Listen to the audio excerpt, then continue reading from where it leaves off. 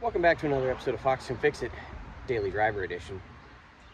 I was gonna climb in the cab and turn the key on and start it so you could hear this clicking noise that's been happening for the past, I don't know, month and a half, and then go like, hey, I'll show you what that noise is. But of course now it won't do it because probably have waited like a month and a half, so the clicking noise it was two plastic parts that were hitting each other. Apparently one of them broke and now it doesn't click anymore. So it's quiet, but there's still a problem. And I can still show you what it is.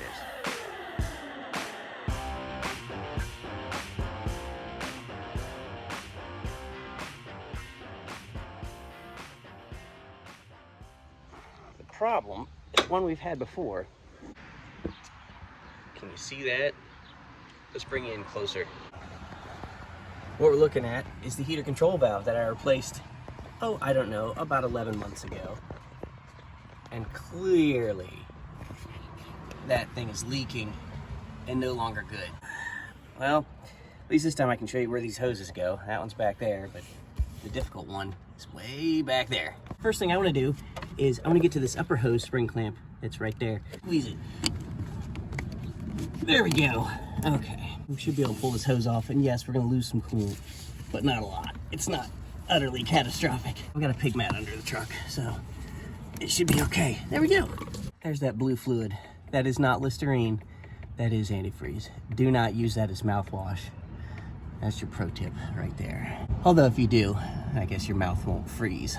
All right, this second one is nearly impossible to see, but it is this one right here, going straight back to the bottom of this intake, and it's another spring clamp. The spring clamp is right behind this electrical wire.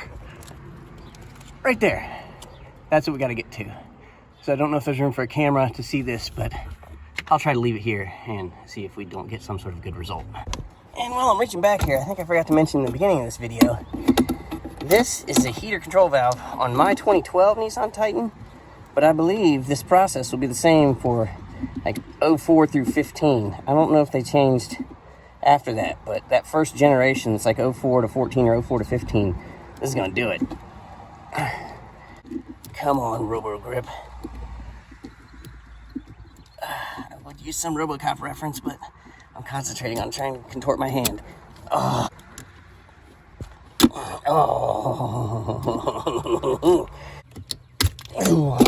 I'm spinning it now. That's just really convenient. Conventional pliers, much less reach.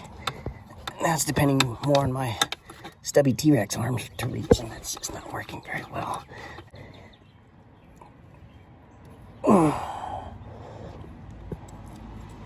Oh, there we go. Keep wiggling. Keep wiggling, little buddy. Oh, we got it. Whew.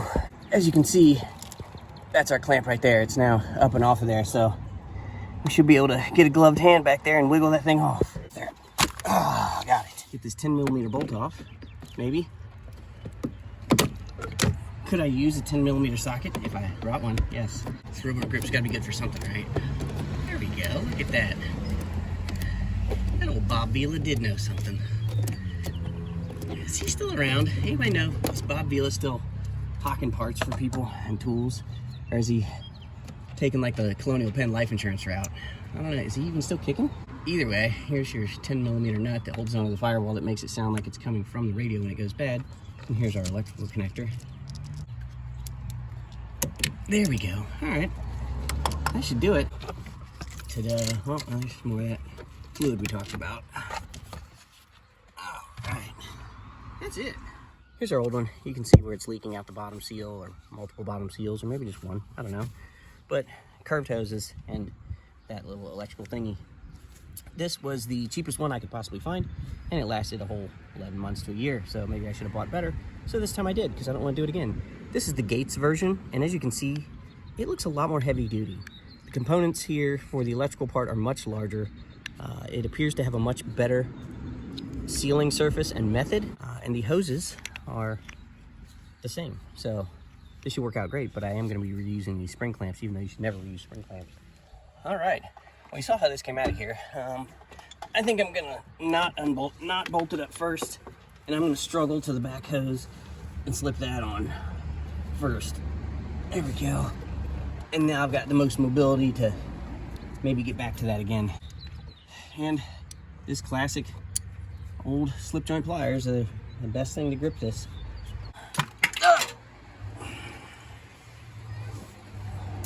Update. I just dropped those pliers and they didn't hit the ground. All right. Plan B is gonna be, I don't know. The robo grippers were not getting me the pressure I wanted. So we're gonna go with these. And these are large enough, I don't think I can drop them back down the back of the engine. Perfect. Okay, better installation tool is these. As long as this is not bolted up. Channel locks, or slip joint pliers, water pump pliers, whatever you want to call them. All right, well, let's just do the other hose while we're here. An AC line and another heater line. You gotta kind of get past. Even though it looks like there's a lot of room, there's really just not. On the left is our electrical connection, and this. And that looks slightly inconvenient. I may actually have to get a wrench or a socket for this. Surprisingly, the only thing I could find is a 10 mil wrench. How weird is that? We're just gonna use that for today.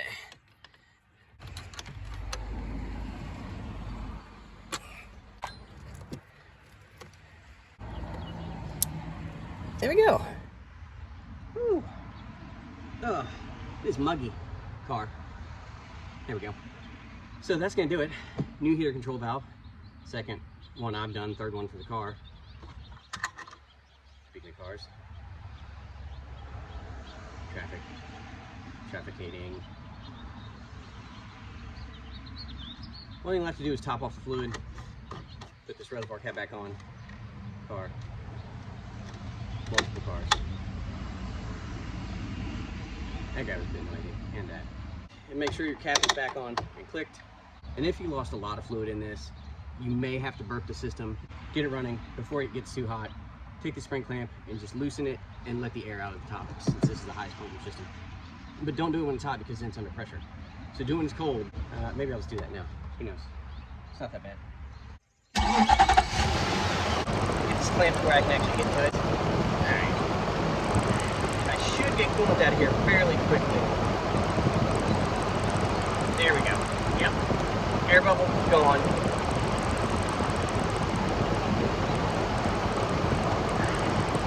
Now, there is going to be air still on the other side of this heater control valve, but that's going to get pushed through now that we've got the air bubble out of the top of this. So we've got hot coolant all the way to the top of this. As soon as I open that heater control valve, I'm going to have it on the back side, which apparently I have the heat on the inside because I've got it here already. So we're good.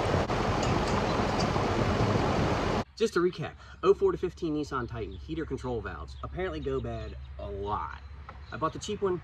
Don't do that. It only lasted 11 months. Car. Go out and get the good one. Get the Gates. I say that now because it's brand new and it hasn't leaked yet. We'll see what happens.